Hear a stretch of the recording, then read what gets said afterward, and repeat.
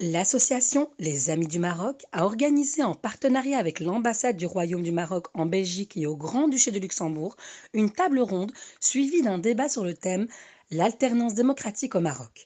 Cette table ronde a suscité un grand intérêt public composé de personnalités politiques, de diplomates, d'opérateurs économiques, d'universitaires, ainsi que de compétences marocaines d'horizons divers. L'objectif de ces conférences est double. Il s'agit d'informer le public des développements majeurs que connaît notre pays, le Maroc. Un pays qui occupe une place particulière en Belgique et qui entretient des relations intenses, anciennes et multiples.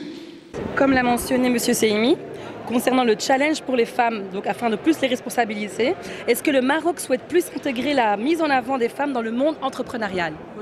Concernant la femme, je pense que le Maroc est l'un des rares pays de la région qui a réalisé des avancées considérables depuis 2004, notamment depuis l'avènement de Sa Majesté Mohamed VI, et qui accorde une attention particulière à la question de la femme.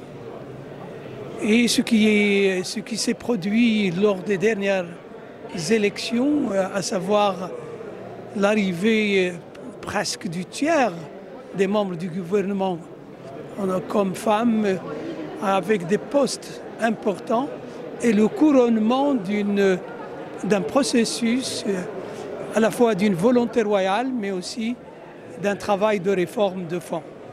Les obstacles, on les surmonte. Et pour ça, il faut du volontarisme.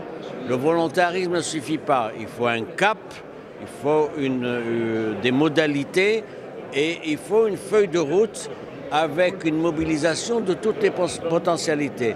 Sur ce plan-là, précisément, la communauté marocaine à l'étranger a une grande part dans le développement du pays, dans la mobilisation des ressources, parce que c'est une communauté qui a des compétences, qui a des parcours spécifiques, et elle est en mesure de donner une valeur ajoutée aux efforts du Maroc. Non seulement par sa mobilisation, par son expertise, et nous avons une élite au sein de la communauté marocaine à l'étranger qui doit être davantage sollicitée pour participer aux grands chantiers qui sont en cours aujourd'hui au Maroc. Dans un autre registre, quels sont les enjeux et les défis du nouveau gouvernement, surtout avec un nouveau modèle de développement en starting block? Les défis, c'est une obligation de résultat. Il y a un programme qui a été présenté par le gouvernement Akhnouch au Parlement, c'est sur cette base qu'il a été investi. Maintenant, c'est un programme qui contient un certain nombre d'axes prioritaires, cela ne suffit pas. Il faudra maintenant décliner les axes de ce programme en quoi? En politique publique et plus encore en mesures sectorielles. Ça veut dire quoi? Ça veut dire qu'il faut qu'il y ait des mesures concrètes qui fassent sens, qui soient des signes forts d'une politique fortement réformatrice. Sur ce plan-là, les Marocains sont patients. Ils sont patients, mais en même temps que la patience, mais pas une patience illimitée.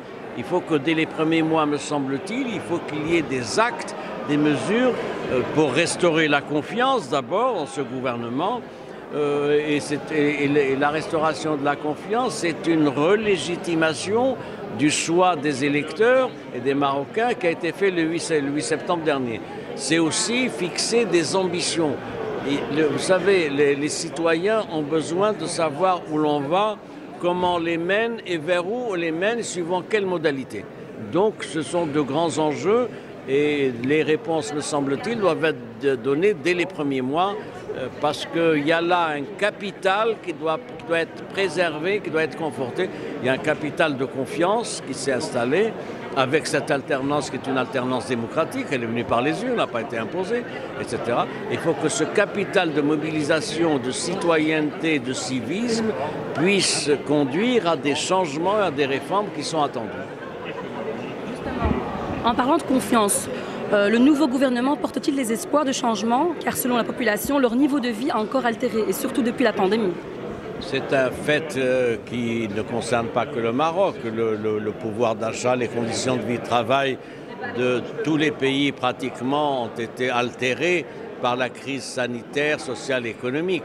En revanche, il y a des indicateurs qui sont encourageants au Maroc. Le Maroc a le meilleur taux de croissance, 5,3% aujourd'hui pour 2021. C'est le meilleur taux par rapport au Maghreb, par rapport à l'Afrique et par rapport au monde arabe. Donc c'est quelque chose qui est encourageant, qui donne de l'espoir, mais évidemment, bien évidemment, le pouvoir d'achat des citoyens doit être amélioré. Il y a également une politique sociale qui doit être faite, en application d'ailleurs de la grande réforme de la protection sociale décidée par le souverain. Il y a aussi une forte politique de relance qui doit être faite, et une politique pour l'emploi contre le chômage des jeunes, en particulier des jeunes diplômés. Mon interrogation est celle-ci. Il ne faut pas qu'il y ait simplement relance économique et croissance chiffrée. Il faut qu'il y ait dans ce processus-là développement et progrès social. Et ça, les Marocains seront attentifs à ce sujet. Une dernière question. L'échec du PJD met également fin à un projet politique. Pensez-vous que cette vision de la chose publique soit au réel sociologique et politique du royaume? Est-ce que l'islam politique a encore un avenir au Maroc? Il n'y a pas d'islam politique au Maroc. Les Marocains sont musulmans à 99%. L'islam est la religion de l'État. La Constitution garantit la liberté des cultes. Voilà le cadre normatif de la Constitution. Que certains aient voulu utiliser l'islam et l'instrumentaliser, c'est connu, que ce soit au Maroc, ailleurs, etc. Mais la réponse du peuple marocain a été forte, franche et massive. Ils ne veulent pas d'un islam instrumentalisé à des fins politiques. Ils veulent un islam du milieu, du centre, modéré, tolérant. C'est ça ce qui est consubstantiel au peuple marocain. Et sur ce plan-là, le gouvernement précédent qui était islamiste a été sanctionné. Il a été sanctionné du fait de son bilan.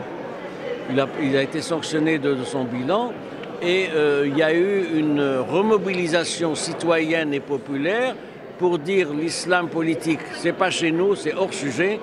Nous vous jugeons sur les promesses que vous avez faites, sur les réalisations que vous n'avez pas faites, et nous voulons autre chose, une aspiration au changement. Reportage أخبارنا الجارية.